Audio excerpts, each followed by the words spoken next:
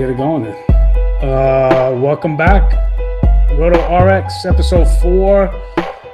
Today is April 13th, just to give you some kind of frame of reference for when we're discussing these guys. I'm, of course, joined by Mr. Tahal Badik of Razzball fame, who has just recently gone through a Twitter name change.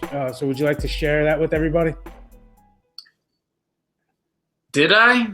No, that's right. Yeah, you can now follow me at Lord Benedict on Twitter. I think I erased the numbers. Is there numbers there anymore? I don't even know anymore. It used to be Benedict 143, which for anybody that doesn't know, the 143 stands for I love you in old pager code. So I was assuming. Back. What's that? I'd like to bring pagers back. I feel like the cell phone, the constant texting. I remember when I was young and pagers came out, go to a movie theater, something with your friends, with the chicks hitting you up on the pager, you go hit her up on the payphone. I mean, those are the days when you didn't have this constant worry. Yeah, when you told somebody, I'll see you Wednesday, and either you were there or you weren't, and there was nothing you could do about it. Before we get into off-topic stuff, let me tell everybody what we're running down today. I got a list of 17 names.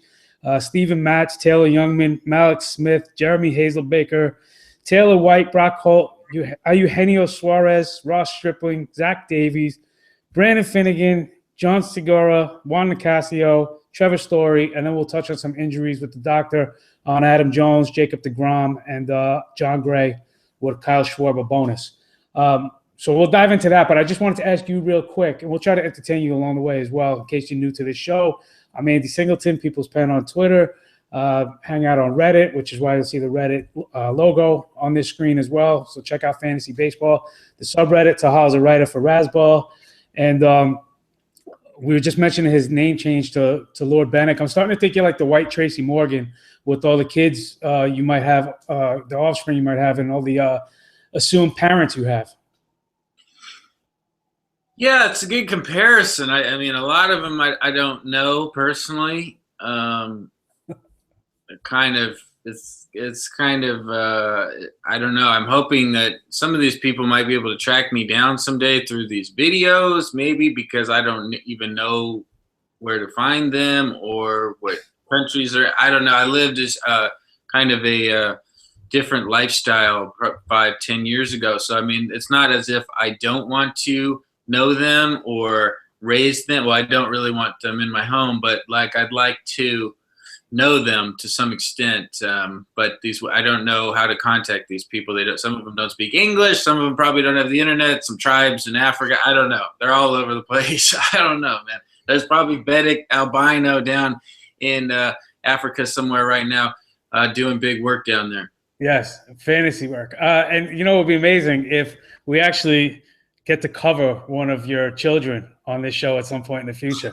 But that's a story for another day. Let me jump into, speaking of youngsters, some bad performances to start the season off. One by Stephen Matz, who everybody wanted a piece of, and just looked absolutely brutal. We covered him, you and I think in the first episode of this, saying, you know, kind of be a little buyer beware. You know, don't expect, you know, so much from him right away. And if the first start was any indication, that was pretty brutal. He threw 1 2/3 innings, gave up 6 hits, 7 runs, walked 2, only struck out 1. And after one start is now sitting on a 37.80 ERA. So what do you make of Matz's debut this season? Are you writing it off? Or I mean, obviously he's going to get better. He can only get better from that. But are you writing it off? Write it off. It happens. It happens to the best of us. Bad day. All Matz needs to do is eat, pray, and slay from here on out. He just needs to get out there, forget this ever happened, and just go back to slaying like he does, like I do, like you do. He just needs to refocus, recalibrate, and get back out there like it never happened. Okay.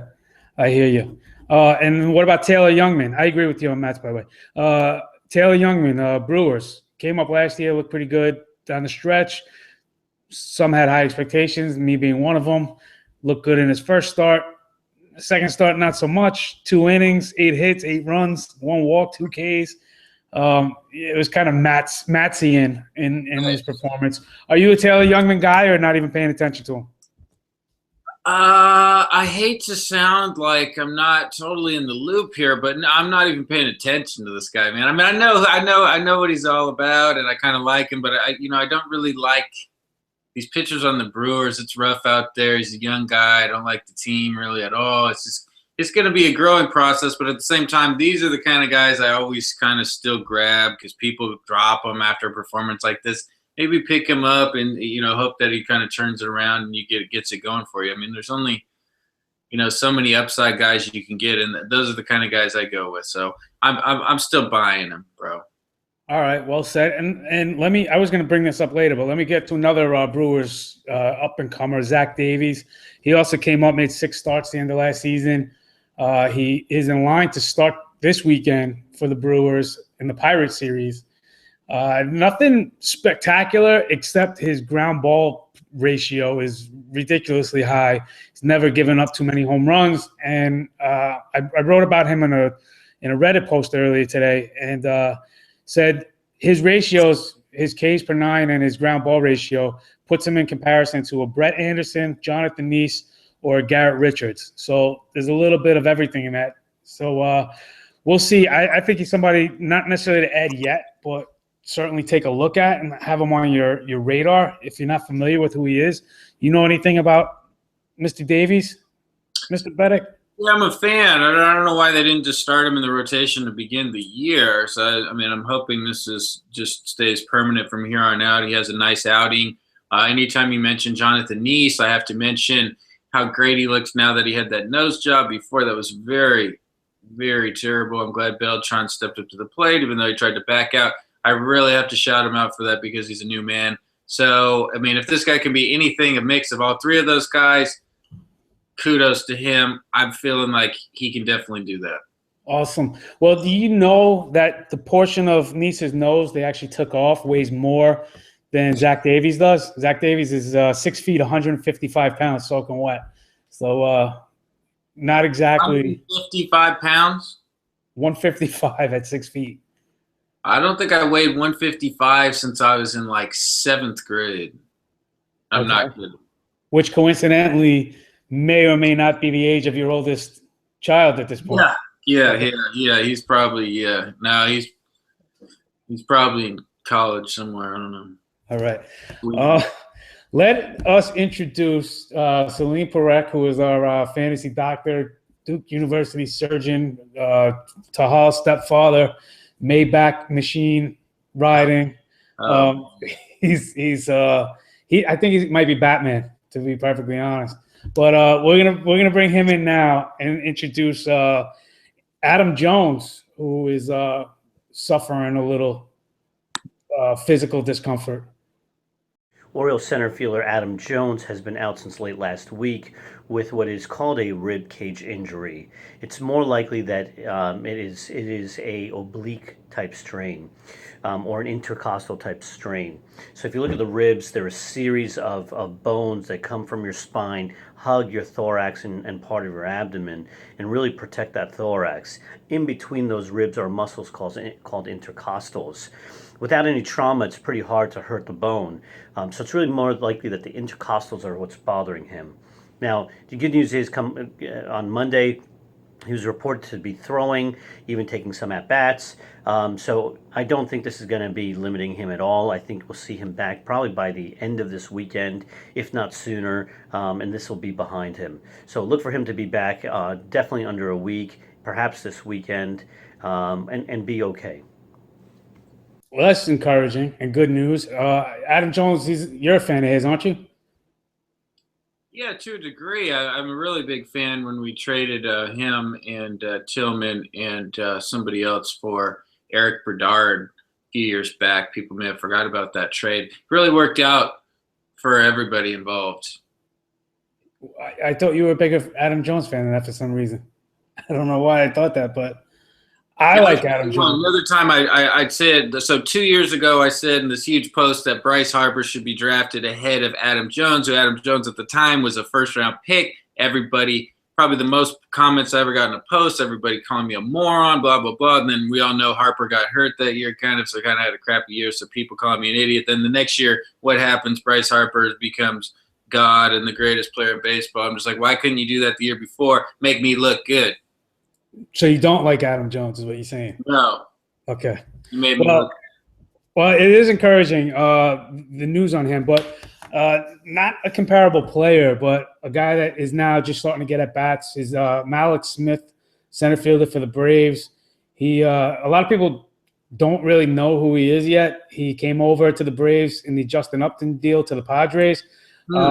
He's the other guy I wrote about in my Reddit post today. He is a 80 speed guy, 80 on the 20-80 scale.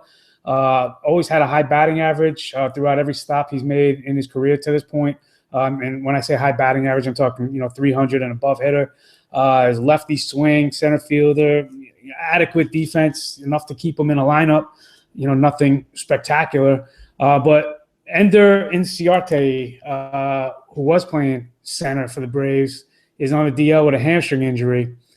So Smith got the call up when that happened. And incidentally, this morning, Hector Olivera, the left fielder for the Braves, was arrested in what may be a domestic violence dispute that happened with a female at a hotel in Washington. So needless to say, Mallex Smith is probably not going anywhere for a while. So he's definitely somebody you should definitely be adding if he's available, especially in a dynasty league or a deeper league. Maybe not so much in a redraft league, depending on your roster configuration. But are you familiar with one Mallex Smith, Mister? I certainly am, man. I'm really regretting not swooping him up in every single league. I mean, one, I've never been so busy in my life as I am right now. I'm falling behind. I'm getting destroyed in all my fantasy leagues. I love this guy. He's the kind of guy I would have been all over before. I didn't pick him up anywhere. Now this other guy's catching case. Everybody's catching cases for hitting women or whatever they're doing these days. It just works out perfectly. So now this guy's going to be up long term instead of just like whatever it was going to be. So now he's here to stay. I'm a huge fan. I mean, he's like Billy Hamilton, but he can actually hit the ball, and he's hitting at the top of the order. I love him, man. I wish I had him in every league, but I'm sad to say that I don't anywhere. But I'm a believer. Yeah, you know what? Honestly, I would say the Billy Hamilton comp to me is a little bit of a stretch because if Smith has 80 speed, I think Hamilton has like 90 speed. The guy I used to compare him was Delino DeShields.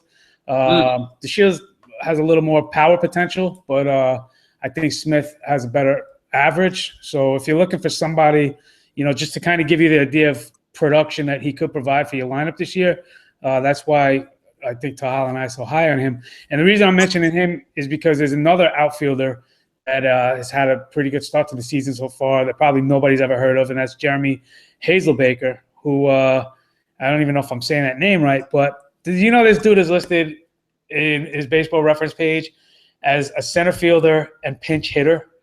Like, they listed him as a pinch hitter as his position. Can't say I've ever seen that. So that should kind of give you an indication of what you're looking at with this guy. If he's going to hit, he's going to get at bats, but he's 28. And, maybe he has like a Steve Pearce kind of season, like what Pearce had in Baltimore a couple of years ago, but I don't know that I'm expecting too much out of him. So if it came down to like, I need an outfielder, do I add Hazelbaker or this guy Mallex Smith that people are starting to talk about? It's Smith all day, every day for me. What do you got to say about that? What I got to say about that? Yeah, there's no question about that. I'm not Hanselbach or Hansen Soccer, whatever his name is. There's not enough at bats for this guy. He's 35 years old. I'm not a fan. He's listed as a pinch hitter on his Wikipedia page for good reason. I don't want anything to do with this guy, Hansen Cocker. I don't deal with guys like this. The Cardinal way. I need Grichuk. I don't even still know if I'm saying his name right. I need Piscotty. I need all the big dogs. I don't need this guy wasting my time in the lineup. Matt Adams is still there. That guy's a piece of garbage in my mind. I thought this guy was a star developing, and he's just a platooning bum at this point. Yeah. So, yeah. No. All right. Okay. Well, he's not 35. He's 28. Same difference. Just to clarify. But all right. Yeah. Well said. I'm not going to dispute anything else you said. And Grichuk has been Randolphal to this point. But before we'll get into another injury in a second, but let me just mention Brock Holt. And I don't know why I mentioned him. He just turned 28, same age as Hazelbaker. This guy, well, he'll be 28 in June, but this guy's gotten 500 at-bats the last 2 seasons. He's continuing to do that now. He's just starting to enter his power peak, so maybe the home runs come up a little. Maybe he can get you to 10 this season, but the doubles have always been there, and he should be good for 25 to 30 of those. And he's batted 280 each of the last 2 seasons, so he's off to another start. The guy plays every position. I think he even sells peanuts in between innings. So I don't know if this guy's available. I don't know why you wouldn't want to add him to your roster if you have room and you have flexibility with him. You like Brock Holt? I always have. Yeah, he's one of those guys. I like the little guys like that. He's like Craig Counsell, but he's good. You know what I'm saying? So he's actually a good player. So I really like him. I added him in one league, I think I remember. So that's one semi-productive thing I've done in my 12 leagues. I think that's one of the, if you say that's the highlight of my season so far, it's pretty sad. But, yeah, still, I'm feeling him. You can put him everywhere. I like the game. The Red Sox lineup is filthy. Going to have a good season. All right. You want to do an injury or you want to do one more play? Hit me with a player. Tyler White. It was a lot of talk of him throughout spring training, being the guy that was potentially the roadblock for A.J. Reed, the Astros' new phenom first baseman, and made the shift over to first base. Been playing first base for the Astros now. Start the season, he hit well all throughout spring training, and he has not stopped. What do you make of Tyler White? If he's got to be an ad. Now, and here, sorry, I didn't mean to cut you off, but let me just finish by saying this: if he continues hitting, which he should, it's not going to limit AJ Reed from coming up. It's just going to prohibit White from going anywhere. They're still in the AL. They still have the DH. Have no idea when Gaddis is going to be healthy and come back. So what says you towards Tyler White? Tyler Walter White cooking it up in the kitchen, cooking that meth, serving it out to all the fiends, all the fantasy fiends. This guy is destroying right now. I'm totally sold. Compared to your boy, Trevor Story, I caught a little tidbit this morning when I was doing a little bit of research for once, and I saw that the guy is actually far out hitting Story. His OPS is somehow even higher than his without the 7 home runs. This guy is the ad. This guy's the guy you got to have. That lineup's filthy. Story's going to tail off a little bit. I still like Story, but that's just everybody's talking about Story. Not as many people are talking about this guy, even though he's absolutely crushing right now. I think he's second or third at his position right now. Fantasy, I'm all in. You ride the wave. If he falls off, so be it. Whatever happened to Chris Singleton? Is he even still play baseball or whatever? John Singleton. He, yeah. That actually happens to be my son's name, speaking of offspring and kids. I'm sorry.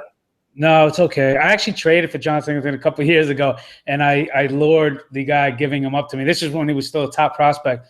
Yeah. I convinced him that he needed to be on my roster because this was my oldest son's name. I was sending him, pictures of his books and stuff that actually showed proof that his name was in fact John Singleton. And I thought I made out on that deal at the time, but it's coming back to kick me in the butt because I can't seem to let go of the guy with my namesake. So but going back to Tyler White, you said he's cooking in the kitchen. I agree. Some people might get that White reference. I don't know. Last year between AA and AAA, he hit 323 with 14 homers and 99 RBIs. He went to the Dominican, Winter League after that, knocked in another 30 runs, hit another 7 homers. The guy was completely flying under the radar. You might have missed your opportunity. Yes, that was how quietly Tyler White was walking by fantasy teams. You might have missed your opportunity already, but if you're in a position to buy low on him, now's an opportunity to get somebody before he really takes off. I've been sleeping at the wheel. I didn't get him anywhere either, man. It's a rough season for me. I need to take a sabbatical from work, maybe ask them for a couple of weeks off so I can get my game back on fantasy, whatever magic I once had. It's all about the ads, and people used to be like, "Oh, you've got so much extra time, it's not fair." And I was like, "Shut up, dude. You can do this." But they're right, man. I just don't have. I'm dealing with all this other crap. You got all these, women to deal with, things of that nature, kids across the globe. It's hard for me to maintain my record of excellence, and I'm gonna have to make some major changes in life, or it's gonna be a very, very rough year. Yeah, this isn't Dr. Phil though, so I apologize. All right, let's get back to the other doctor. Yeah, let's hear from the other doctor. Speaking of doctors, and let's talk about. I bring out the shirt, and I'm not wearing it just because I can't even fit into it anymore. That's how my life is going right now. But let's talk about Mr. deGrom. Bring in the doc. Mets pitcher Jacob deGrom was pulled after his first start within the first 6 innings because he was complaining of right lateral latissimus dorsi pain. Now the latissimus dorsi is a huge muscle that spans your entire back, and his right side, which is his pitching arm, was the one that was bothering him. He felt some tightness and a strain. That's usually the equivalent of a hamstring type of strain or tightness. The problem is this is a pitcher where this side that's bothering the latissimus that's bothering him is on that pitching hand. So look for him to be out for a little bit of time. My guesstimate is about 2 to 4 weeks. You got to give this time to rest. You got to look at his biomechanics when he's throwing. He's going to work with the performance trainers to really optimize and take pressure off that latissimus dorsi and off the shoulder with his throwing mechanism. And again, 2 to 4 weeks is a timeline. If he doesn't take the adequate time it needs to rest now, then come mid-season, late season, postseason, this is something that can rear its ugly head again. So 2 to 4 weeks, he'll be back, and I don't imagine that this is going to be something that lingers. So I think there's a couple options here. So first of all, there was a lot of talk about if deGrom would even make that start because of the impending birth of his first child. And he did make the start. He looked good in it. Didn't get the win, but he did look good regardless. And then got pulled for this tightness or whatever. Reports were that the Mets were not going to put him on the paternity list because they wanted to be able to put him on the DL and make it retroactive if he did in fact need a DL stint. That still hasn't happened yet, but that should give you some indication of, what the situation is. It is a little bit more serious at this point in the season, but as the doctor said, get the rest now. He's got a new baby to play with. Go home for 2 weeks and come back and go back to being, side deGrom. So I personally would not be worried long term, but for the next 2 weeks or so, you're going to need to figure something out.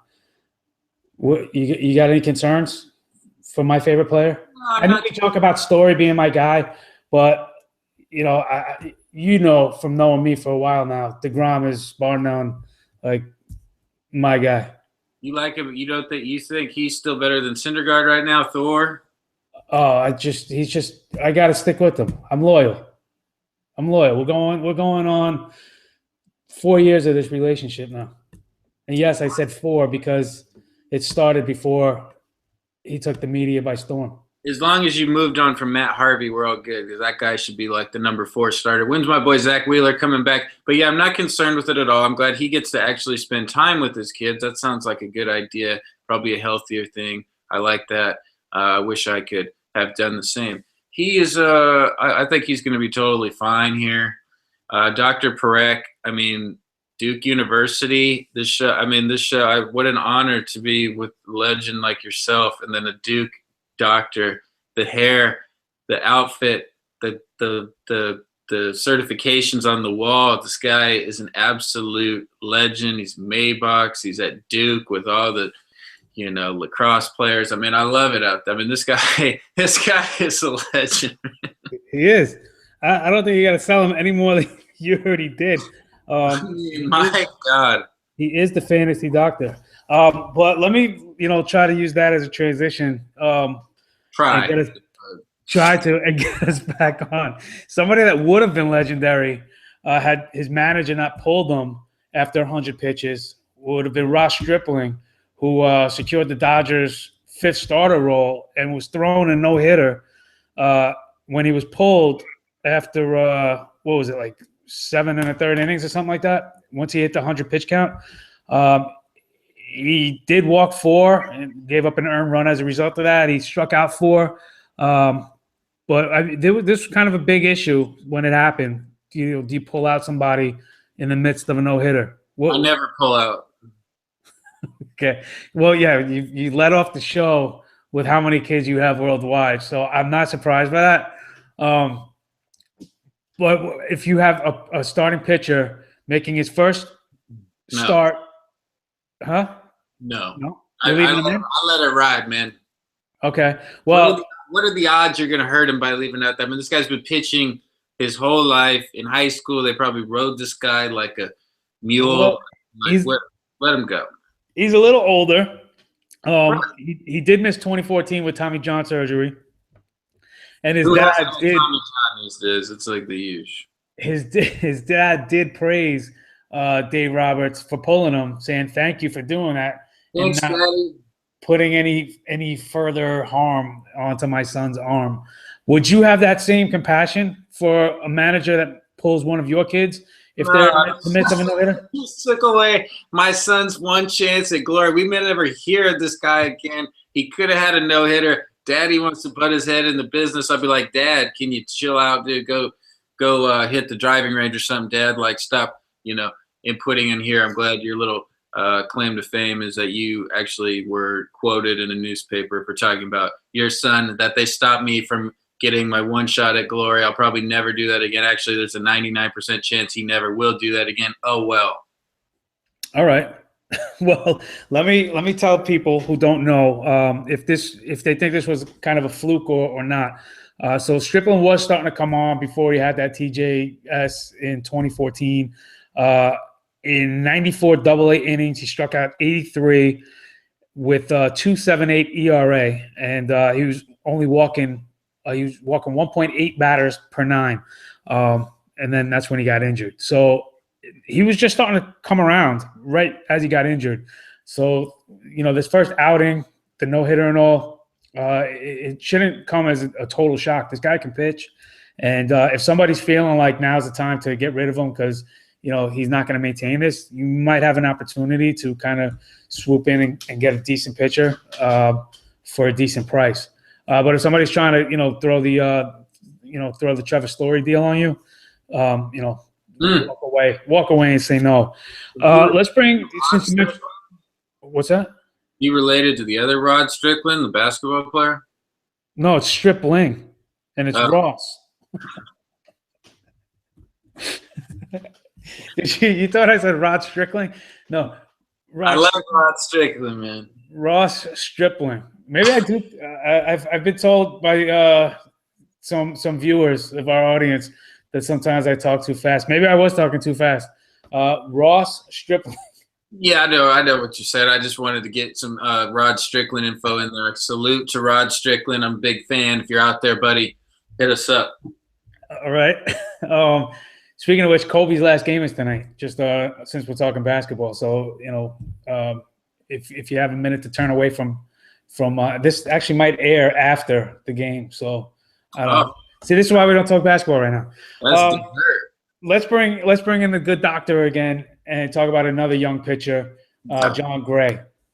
Oh, I like this guy. Yes. I used to anyway. You might not anymore. Yeah, we'll see. Okay, doctor. Rockies pitcher John Gray is likely to be out for a significant period of time. He has an abdominal strain, which is concerning anytime you hear abdominal strain for almost a sports hernia type situation. The abdominal muscles are a group of muscles that help to stabilize your core, and they attach to the bottom of the area known as the pelvis. Patients can sometimes have, or athletes can sometimes have sports injuries, sports hernias, right in that area where you may have a partial tear of the muscles, the core muscles, as they attach to the pelvis.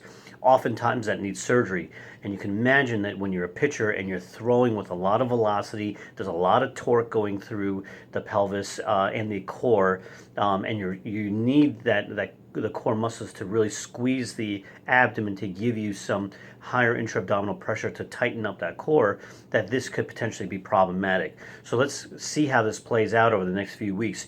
But I would not be surprised if his abdominal strain ends up in a sports hernia and requires surgery. It's just too early to know, but look for him to be nursed along.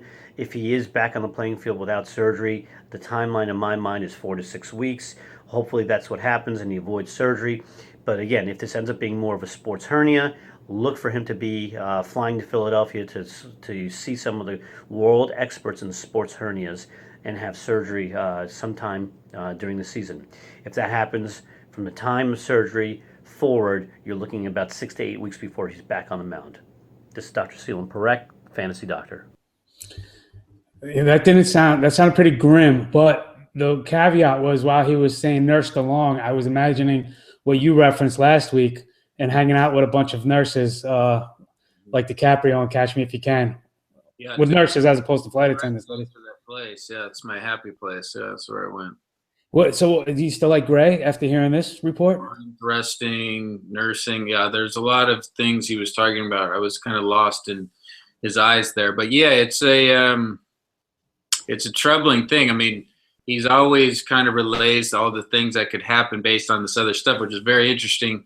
And I really hope it's not the case because I'm sure the Rockies know too. This guy's the only interesting pitching prospect that I can remember that actually seemed like maybe had a chance, like in the last friggin' 20 years. Everyone else that comes up is just bricks. And he was like, okay, he wasn't as good as I was hoping last year, but he was okay. And he'll be all right there. And at least he's kind of more of a power pitcher. So yeah, this is very disheartening. Just seems like more bad luck for Colorado there. And yeah, I'm nowhere near adding this guy anywhere. He's not on my DL anywhere. It's just, you got to wait and see what happens. Hopefully he doesn't need the surgery, but yeah, it almost feels like he's a Baltimore Oriole with that report. But then the Orioles would trade him to the Cubs for nothing, and he would become a Cy Young Award-winning pitcher. More than likely. You know who is another youngster who was another high pick, 17th overall in 2014? Brandon Finnegan, picked by the Royals, originally a starter. No room in the Royals rotation, so they brought him up out of the bullpen where he was actually pretty successful. But he goes to Cincinnati, gets a chance to become a starter again. And this guy is a pretty dominant pitcher. He's always been a high Ks guy. And so far, you know, in 2 starts, he's thrown 12 innings, 14 Ks. Check this out. He's got 6 walks in 12 innings, and his whip is still 0.789 because he's only given up 4 hits. I mean, that's just absurd. So you don't want the walks to be where they are currently, but this guy is going to get you Ks. The numbers he's putting up right now are legit. They are real. You know, surprisingly, he's available in a lot more leagues than you'd imagine. So don't let another day go by or another start go by without adding Brandon Finnegan if you got room to roster. And especially you need a pitcher. You like Finnegan? Yeah, I just looked for him this morning. Of course, he wasn't in any of my money leagues, of course, because I'm lacking, of course, because I'm behind on everything. Yeah, I get sold. These are the kind of guys I'm always all in on, are the strikeout guys. The problem with these guys with the high walks and stuff is like they're cruising along, they're canning everybody. All of a sudden the bases are loaded. All of a sudden there's a grand slam, and you're like, oh my God, how did that happen? But I think this guy is good enough to where that won't be a huge concern. Maybe not Brandon Morrow or Trevor Bauer-ish, where these guys can't keep people off the base pass constantly. So I like this guy, and I'm definitely effing with him, and I want him on my team. Yeah, you got a couple other youngsters in Cincinnati with Robert Stevenson, who came up and got his start. Wasn't overly impressive, but 1K or 2? What's that? You have 1K or 2? I think it was 2, but it wasn't nearly as many as you'd think he would get. But I'm sure we'll see him again. You got John Lamb. And then there's one other guy over there in Cincinnati. I'm forgetting who right now, another youngster. Can you tell me, not to waste too much time, but can you tell me what happened to my boy Cingrani, man? I really liked when he came up that 1 year. K-ing everybody. This guy's got 1 pitch. I don't care. It was good enough. Yeah. What happened? This guy has become like a 1-out reliever. This guy, could he become a closer? I mean, does he have any hope of becoming, just being anything what I was hoping that – I loved this guy when he came up. What happened? Yeah, you know what? It's that pretty much sums it up because I really have no answer for you. I thought he was electric when he came up as well, the lefty on top of it all, and they didn't really seem to give him the opportunity that we as fantasy owners hope and expect for, and now he's just kind of become forgotten. There was a point when he first came up that you really couldn't get him in a dynasty league without giving up something substantial based on his age and the K numbers he put up and the promise that he was going to be a starter the following season, all that kind of stuff. And now, if you were able to make a deal at that point, kudos to you because, that certainly hasn't played out the way people were expecting it to. One other thing real quick, I mentioned that Finnegan is not really owned in a lot of leagues, to my surprise. And you mentioned that in the money leagues, and maybe that's where all these numbers come from, where you see a guy that you can't find available in your leagues, but has like a 70% owner rating on Yahoo or ESPN or whatever site it is. Maybe that's what it is. Maybe it's the money leagues, people are more involved. I don't know, and it balances out, but whatever. Let's move on. I just want to mention another Red real quick. One, because his name is fun to say. Two, because he's raking so far, and I think it's all legit. Eugenio Suarez. He's still listed as a shortstop, but he's going to get you third base eligibility soon. He's only going to be 25 this July, and he's already, showed you he could hit for, decent average, give you dual eligibility. I'm going to say he's going to go for 290, 15 homers, and 60 RBIs this season. I think the average comes down. Obviously, comes down to earth a little, but I think the power is real. He's. I think he gives you the goods. So I would definitely be looking at Suarez, and if you can still get him, I know he's probably gone in a lot of leagues, but I say if you can still get him in regards to even attempting some trades, people that might own him but not look that favorably upon him. So, what's your take with Eugenio? I'm with you. I'm riding with this guy.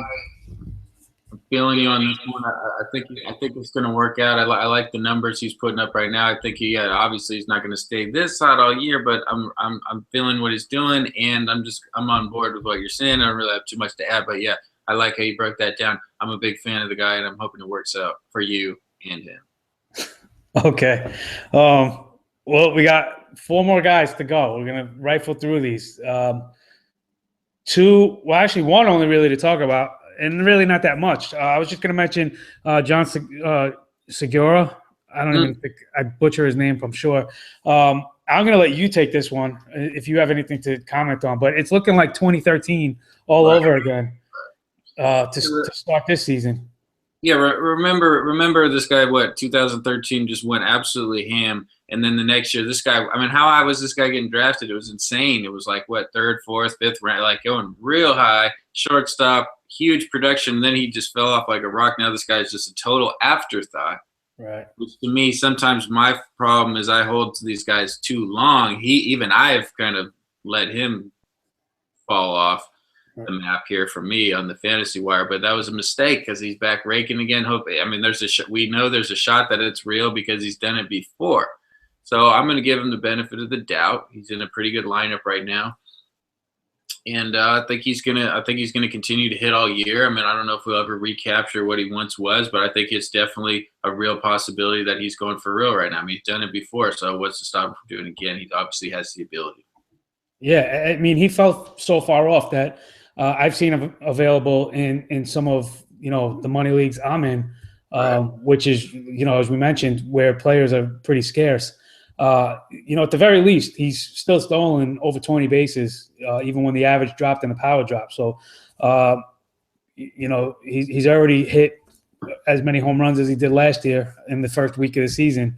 So there's hope that some of that power can return, but you should still expect at bare minimum at least some help with the steals. And like you said with somebody earlier, pick them up. If it doesn't work out for you, drop them. You're not investing. You're not selling any of your children for them. Although you might, given as many as you have. We got to mention Juan Nicasio, who I last week labeled Juan Nicasio as in go get him. and now we're labeling Juan Nicasio no because he threw up a dud. Of course, we got to mention Trevor Story, just because he's Trevor Story. And we're going to get the doctor in here for one final take, a bonus this week on Kyle Schwarber. I'm sure you've heard the news on Schwarber. I'm sure you've heard details of his injury. The reason I think it's important that we hear what the doctor says is because I heard early reports that his condition was so bad that it was going to be beyond a year recovery.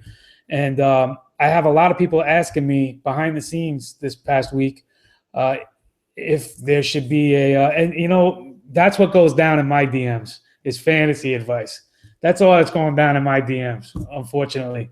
Hey, do you think I should trade for Kyle Schwarber on the cheap right now?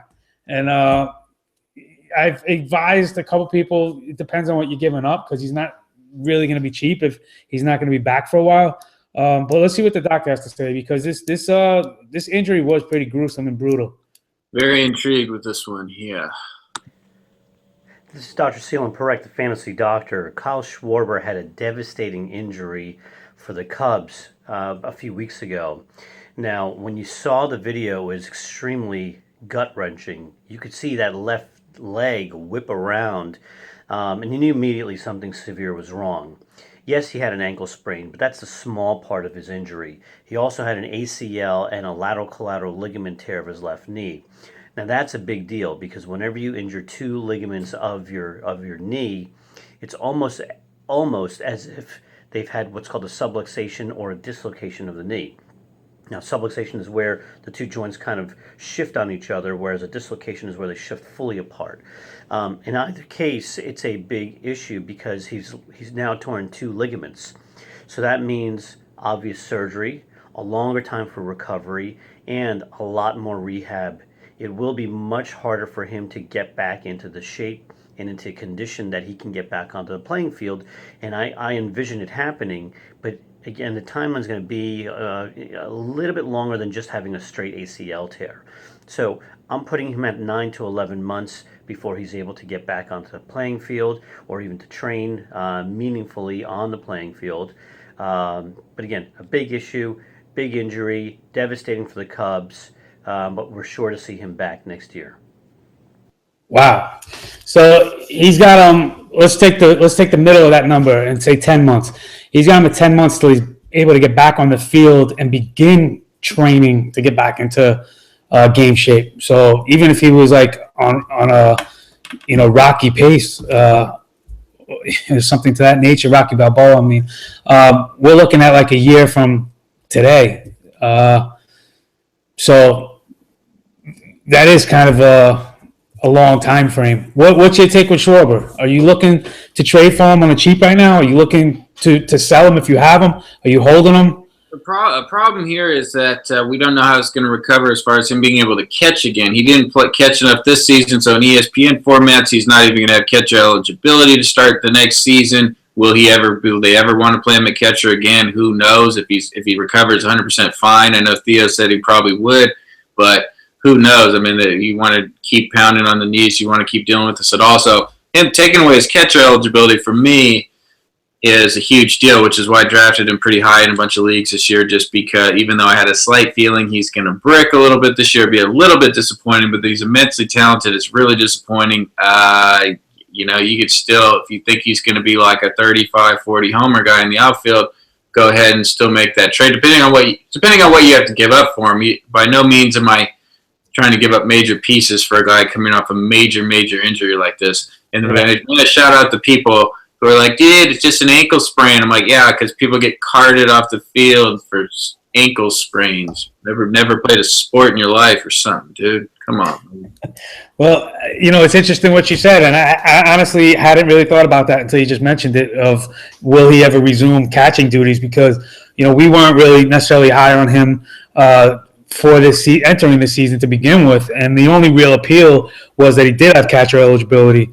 We saw highs and lows from him last season, and if you want to factor in that he matures as a hitter and hits for a higher average and cuts down on his Ks and does put up 35 to 40 homers, great. He's a terrific player at any position you put him at.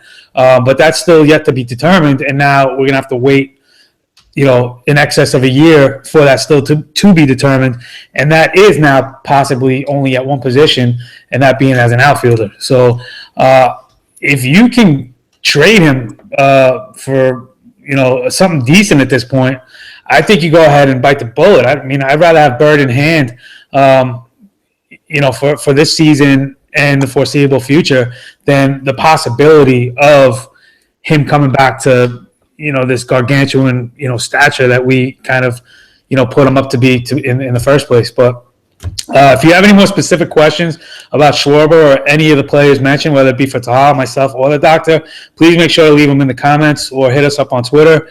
And I mentioned the last two guys I wanted to mention were Nicasio and Story. Nicasio, he had a good start to be, after his dominant spring training.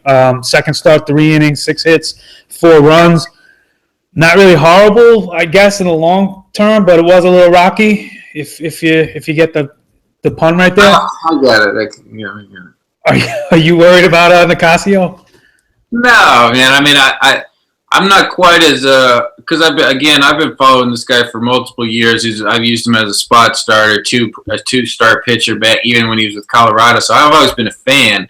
I'm not going to hold it against him too. I know what he's all about. I know he's a solid pitcher. I don't think he's like a some dark horse Cy Young candidate, or probably not even an all-star. But he's a solid, should be owned in fantasy still, in my opinion, until further notice. Okay. And then I will mention everybody's, cover boy for the 2016 season, Trevor Story, of course. He went 0 for 4 with 3 Ks last night. It's a little alarming to me that out of his 9 hits, 7 are home runs, and he's got 11 strikeouts already. I'm just a little worried that he's going to start thinking, when players go to the home run derby, the second half of the season, they usually say they tank, right? Because, they will focus so much on just hitting the ball out of the park. That's the only concern I have for him right now, is that this instant success is going to turn him into thinking he's a different hitter than what got him back on track with his career in the first place. So I hope he's got enough discipline to not fall into that trap. There's been a lot of questions, regarding what's his trade value. Just to give you an example, in one of these money leagues, a hybrid keeper dynasty league I'm in, I got an offer straight up, Sonny Gray for Trevor Story. And I, said, as much as I love Story, you're not even in the ballpark with that offer. You just can't put a premium on a top 15, 20 starting pitcher. So I'm sorry, but I have to reject that. I'll give you, a couple other pieces for a Story at this point. But, I'm not that delusional. And we all know how much I've, raved about Story so far this season. We were concerned. What's that? We were concerned. It's good to know you're not that delusional about Story. Yeah, you made the right move there. Hold on. Let's hope Story doesn't hit 40, and then you're like, oh, wait, maybe I should have done that. But no, that's probably not going to happen, so you're all good. Well, definitely going to go through some growing pains. I mean, by no means is people expecting him to hit 60 home runs. I think still playing in Colorado, he should be fine. But then again, with the Reyes thing, is that going to take away at bats? Well, we'll just have to see. Let me ask you, since you just mentioned Reyes, he was just dropped in my 16-team, 15 minor league, dynasty league that is like pretty much like nobody is available in this league. Reyes was just dropped. You finding room for him on your roster? Oh, yeah, in a 16-teamer, for sure. I mean, I just saw him in one of my leagues, and I was like, should I do this? Because I was like, this is very intriguing. I have a lot of shortstops on that team, but I'm like, for like, and that's in a 12-teamer, so yeah, I mean. This is a 16-teamer, 40-man roster league. Oh, God, yeah, he's got to be on, man. That's criminal. Exactly. All right. Well, my friend, do you have anything you'd like to add? Would you like to say goodbye to all your children? We don't have enough time for that, I don't think, but would you like to specifically shout anything out or make reference of anything or to anything or of anyone? don't even know if they probably don't even know my name. They just probably have to see this somewhere once it goes viral. Be like, hey, I kind of look like that guy. I've never met my father. Maybe that's him. And then they can locate us here on Twitter. And then, I just want all my followers to keep eating, praying, and slaying, dude. I mean, that's all we can do, man. All right. Sounds good. Get us your questions for next episode. Hope you enjoyed this one. Hope you learned something. I'm Andy Singleton, People's Pen on Twitter. Get my good buddy here, Tahal. He's now under Lord Beddick, at Lord Beddick on Twitter. Let's get him to 1,000 followers. He's been teetering right around the mark for a while now. Let's get him there finally. And, of course, thanks to our fantasy doctor, Dr. Salim Parek. Hopefully, like I said, hopefully you enjoyed this, and hopefully we'll be back for episode 5. We'll see you next week. Thank you.